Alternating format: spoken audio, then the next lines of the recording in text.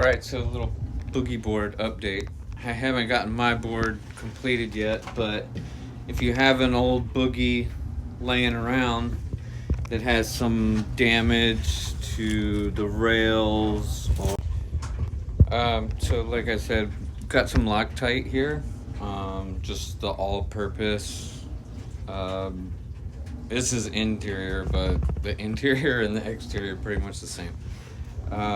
So it got delamination on the bottom of the board here, and just taking this and using it, filling in all the little cracks and crevices that got broken or have pulled apart, and you can repair an old boogie for a couple bucks. Repair a whole family boogie board quiver. Have a good one.